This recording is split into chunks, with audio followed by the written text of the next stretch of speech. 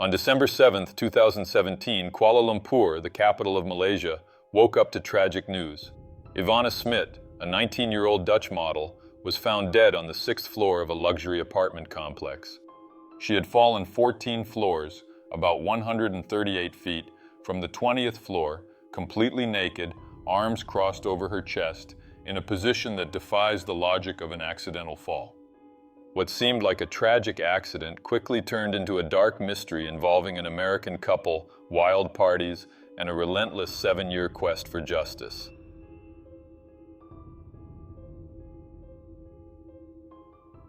Ivana Esther Smit was born on July 13, 1998 in Sittard, a town of nearly 40,000 people in Limburg Province, Netherlands.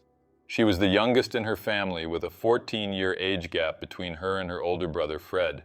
Of mixed heritage, Dutch and Indonesian Chinese roots, Ivana grew up in a loving yet disciplined household, shaped by her parents, Marcel and Ans Verstappen, who ran a used car dealership. When Ivana was just 3 years old in 2002, her maternal grandparents, to whom she was deeply attached, moved to Penang, a city on the island of the same name in Malaysia. The separation devastated young Ivana, who refused to eat until she could live with them. Determined, she eventually moved to Penang, where her grandparents raised her. There, she attended school from kindergarten through high school, graduating at 16, a year earlier than most of her peers. Ivana was fluent in 4 languages: Dutch, English, Mandarin, and Malay. She also played guitar and piano and held a black belt in Taekwondo. But Ivana had one big dream: to become an international top model. At 13, she took her first steps into modeling, and at 15, she placed second in the Supermodel Search Malaysia contest, a milestone that boosted her career. Standing 5 feet 11 inches tall, Ivana had the look and the drive to shine. In 2014, she competed in the Face of International Beauty in Taiwan, where she wished a happy Halloween alongside her fellow contestant, Miss Sweden. Hey guys, I'm in Taiwan right now for Face of Beauty International 2014, and me and my roommate, Miss Sweden, wishing you a happy Halloween, guys. Happy Halloween. Bye. Bye. At 18, Ivana moved to Kuala Lumpur, Malaysia's capital, where her career took off. She signed with Triumph Agency, walking runways and starring in high-profile photo shoots, dreaming one day of becoming a Victoria's Secret model. In 2017, Ivana met Lucas Kramer, a Belgian model, and they started dating. They both shared a passion for fashion and supported each other's careers. That year, Ivana was preparing to compete in Top Model Belgium 2018 in Paris, an event that could have launched her onto the global stage. But while her professional life was thriving, Ivana was also navigating Kuala Lumpur's nightlife, known for attracting thrill seekers, but also for its dangers. In October 2017, Ivana was introduced to Alexander and Luna Johnson, an American couple living on the 20th floor of Cap Square Residences, a luxury apartment complex between the iconic Petronas Towers and Surya Mall. Alexander, 44, was a successful cryptocurrency trader, while Luna, 31, worked in education. The couple, who had a young daughter, was known for a busy social life and a reputation for influence in Kuala Lumpur, where Alexander had lived for nearly a decade. Ivana's first meeting with the Johnsons happened at Prime, a popular nightclub in Kuala Lumpur, during a Halloween party. Luna, who identified as bisexual, and Ivana quickly connected on the dance floor, exchanging provocative moves, what Luna called sensual dancing, but without kisses. According to the Johnsons, Ivana seemed more mature than her 18 years, which surprised them since they thought she was 26. Alexander recalled Ivana complimenting Luna, saying she was amazing. After that night, Ivana, Alexander, and Luna kept in touch via WhatsApp, exchanging compliments. The Johnsons described Ivana as charismatic and confident, and Luna was captivated by her beauty. On November 4, 2017, the Johnsons planned a weekend without their daughter and invited Ivana to spend the night with them at the Concord Hotel in Kuala Lumpur. There, the three shared intimate moments, marking the beginning of a closer relationship. The next morning, Ivana sent a message to Luna that read, "Hi, sexy, what are you up to? Thanks for last night," to which Luna responded warmly, suggesting she wanted to see her again. In the weeks that followed, Ivana and the Johnsons continued to meet, frequenting elite clubs around the city and deepening their connection. Ivana, who was staying with friends while working in Kuala Lumpur, seemed to be living the peak of her youth, balancing a promising career with an intense social life. But that nightlife also exposed her to a world of excess, where drugs and parties were part of the scene. This leads us to December 6, 2017, the night before the tragedy that would change everything. That evening, Ivana attended an event at Mantra Rooftop Bar, a high-end venue known for its stunning views and wealthy clientele. She was there for a modeling appearance, a common gig where models are paid to draw crowds to clubs. Her agent, who chose to remain anonymous, said Ivana seemed fine at the start of the night, but soon began looking for drugs, specifically ecstasy. Around 10 p.m., Alexander and Luna Johnson joined Ivana at the Mantra Rooftop Bar. Surveillance footage captured the three dancing together, blending in with the crowd. Ivana and Luna were seen going to the bathroom multiple times, raising suspicions of drug use. At 2:15 a.m. on December 7th, the trio left Mantra and headed to Nine Club, another upscale nightclub, to celebrate a friend's birthday. Nine Club is known for its wealthy clientele and also for being a hotspot where drugs are widely circulated. At 5:22 a.m., CCTV from Nine Club captured Ivana and the Johnsons leaving the nightclub. Alexander was seen carrying Ivana into the elevator, her arms around him as she playfully kicked her feet. Luna followed behind, visibly tired. By 5:44 a.m., the three arrived at Cap Square Residences and went up to the Johnsons' apartment on the 20th floor. There, Luna dismissed the nanny who had been looking after their daughter, and the trio settled in. Ivana and Luna sat on the couch drinking cider while Alexander went to bed. Around 6:30 a.m., Ivana spoke with her boyfriend, Lucas Kramer, on the phone. She had promised to come home earlier but said she decided to stay longer to talk with a friend. Lucas was fine with that explanation, but minutes later he received a call from Luna, who confirmed Ivana was with her and asked if everything was okay. Lucas found the call odd, but assumed Ivana was just with another female friend. He had no idea she was with a couple. At 7:24 a.m., Ivana sent Lucas a selfie with the caption, "Just relaxing." Lucas noticed the tone felt unusual for her, but chalked it up to a long night of partying. According to Luna, Ivana was very drunk that morning. While Luna got her daughter ready for school, Ivana stayed on the couch, chatting and drinking. Around 7:45, Luna took her daughter to school and returned at 8:15. When she came back, she found Ivana awake in bed next to Alexander, who was still asleep. Luna joined them, saying, "Now I'm free." She and Ivana then spent time on the couch where, according to Luna, Ivana played music, undressed, and the two shared an intimate moment. After that, Luna, exhausted, went to sleep with Alexander. At 10 a.m., she woke up and saw Ivana walking around the apartment, talking to herself and laughing. Behavior Luna found strange. Still tired, Luna went back to sleep on the couch. At 1:25 p.m., Luna woke up and noticed that Ivana's belongings, clothes, shoes, purse, and phone, were still scattered around the apartment, but Ivana was nowhere to be found. Luna assumed Ivana had grabbed some clothes and gone to a photo shoot she had mentioned earlier. Not thinking much of it, Luna went back to sleep. This was the version Luna later gave to the authorities.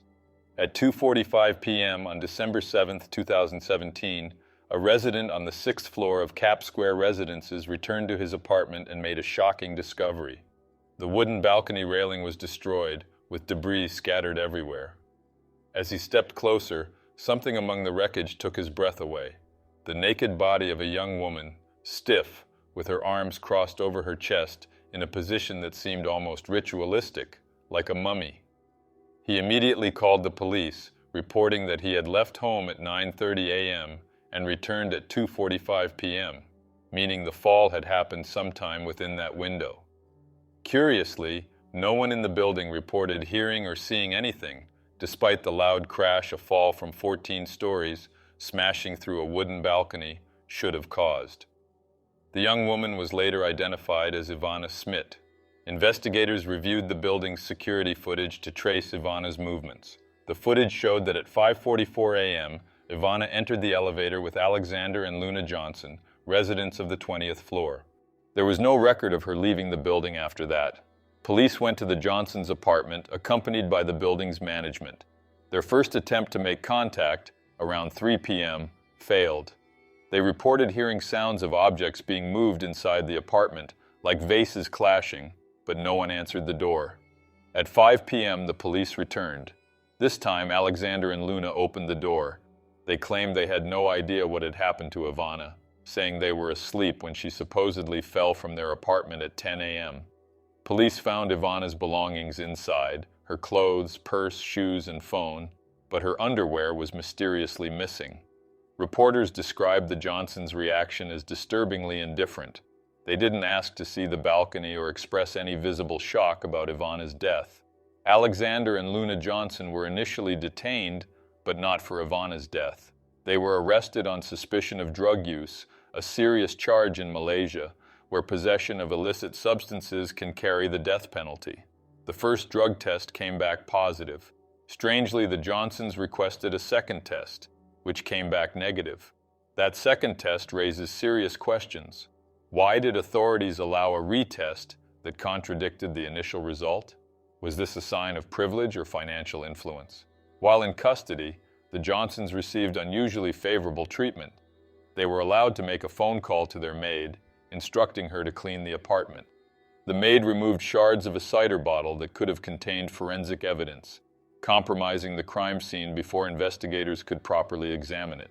Photos taken at the scene were criticized as inadequate, capturing only a few angles instead of a full forensic overview. Two Malaysian pathologists initially concluded that Ivana died from injuries consistent with a fall from a great height, ruling the death accidental. Based on the Malaysian autopsy, her estimated time of death was between 6:50 a.m. and 2 p.m. on December 7, 2017, with rigor mortis setting in around 10 or 11 a.m. Malaysian authorities quickly declared the case an accident, attributing it to alcohol and drug use, and closed the investigation in just one day. But how could they so quickly dismiss the possibility of foul play? It was Ivana's boyfriend, Lucas Kramer, who delivered the devastating news to her family. Immediately, her parents, Marcel and Ans Verstappen, along with her brother Fred, flew to Kuala Lumpur to retrieve Ivana's body and demand answers. Instead, they were met with resistance. Malaysian authorities insisted the family sign a document stating that Ivana's death was not a crime, but an accident. They were told the body would only be released after signing it. The family refused, convinced that the circumstances were suspicious. When they finally saw Ivana's body, her parents noticed bruises on her arms and legs that didn't seem consistent with a simple fall. Although Malaysian officials declared her death an accident, to the family, it looked like a cover-up. They decided to bring Ivana's body back to the Netherlands for a more thorough autopsy. There, renowned pathologist Dr. Frank van der Goot examined her remains. His findings contradicted the original report. He discovered a significant head injury that he believed occurred before the fall. The Dutch autopsy also revealed alcohol, cocaine, and a dangerous substance called PMMA in Ivana's blood, a drug known to cause overheating, heart failure, and fatal overdoses even in small amounts. Curiously, the Johnsons tested negative for PMMA, raising a critical question. Where did Ivana get the drug? Could it have been given to her without her knowledge? Dr. van der Goot uncovered other alarming findings. Ivana's body position, with arms crossed, was highly unusual for a fall. In accidental falls, the body instinctively braces for impact with limbs extended. He also observed signs of rigor mortis, which begins roughly an hour after death, suggesting Ivana was already dead when she fell. There was very little blood at the scene, indicating her heart had likely stopped before impact. Male DNA, later confirmed to be Alexander Johnson's, was found under Ivana's fingernails and inside her body. Even the balcony design raised questions. It had a high barrier and an air conditioning unit along the edge, making an accidental fall unlikely, even for someone intoxicated. To fall, Ivana would have had to climb over these obstacles, a scenario that seemed implausible. These findings led her family to a chilling conclusion. Ivana may have been the victim of a crime. On December 21, 2017, Ivana Smit was cremated in a private ceremony in Roermond, Netherlands. Despite their grief, Ivana's parents, Marcel and Ans, made a promise. We will get justice for Ivana, no matter what. They were determined to uncover the truth, even if it meant battling a system that seemed unwilling to investigate. In July 2018, under mounting pressure from Ivana's family, Malaysian authorities launched a forensic inquest to re-examine the circumstances of her death. Although it wasn't a criminal trial, it was an opportunity to reassess the evidence and finally ask the question, was Ivana's death truly an accident or was it something more sinister? Alexander and Luna Johnson did not participate in the inquest. They had left Malaysia shortly after Ivana's death, relocating to the United States. They refused to cooperate with authorities. During the inquest, several witnesses were called. A resident from the 14th floor, identified as Tan, testified that he heard a loud thud around 10 a.m., like something heavy had fallen, but he didn't see anything. A building staff member contradicted the Johnsons' version, saying Ivana appeared to be in an altered state when entering the building, casting doubt on the claim that she was fine. Alexander's friend, Adam White, claimed Alexander cried when recounting Ivana's death, but his credibility was questioned, and he was ultimately disqualified as a witness due to his close relationship with the suspect. Pathologists offered conflicting conclusions. A Malaysian pathologist argued Ivana was still alive during the fall based on internal injuries, but the judge rejected this for lack of solid evidence. Dr. van der Goot, testifying via video, reiterated that Ivana was already dead before the fall, citing rigor mortis and the lack of blood at the scene. He also pointed out that Ivana's bruises were inconsistent with a fall, suggesting she had suffered some form of violence prior to death. Then came a bombshell. A Malaysian policewoman testified that her superior, identified as Faisal, had instructed her to treat the case as an accidental death from the beginning, despite her suspicions of foul play. She described working under Faisal as hell on earth, implying intense pressure to close the case quickly. Despite all this, on September 14, 2018, the judge concluded that Ivana's death was an accident, blaming it on a disaster involving alcohol and drugs. Ivana's family was outraged by the ruling, calling the inquest a farce. Unwilling to give up, they hired former British investigator Mark Williams Thomas and attorney David Wells to pursue justice. In 2019, the duo traveled to Kuala Lumpur to compile an unofficial report. Wells publicly stated that if the case had been investigated in the UK, it would have been treated as a homicide. In March 2019, the Malaysian High Court reopened the case, overturning the earlier conclusion of accident. The court acknowledged that not all evidence could be ignored and noted that some of Ivana's injuries had occurred prior to the fall. Alexander and Luna Johnson were officially named as suspects, and the investigation was relaunched. For Ivana's family, this was a glimmer of hope. But the questions remained. Why did the Johnsons flee? Why were they given a second drug test? And what really happened that morning? After the case was reopened, Alexander and Luna Johnson, now living in Miami, Florida, continued to refuse cooperation. In 2020, Malaysian authorities issued a blue notice through Interpol to help locate them, but without success.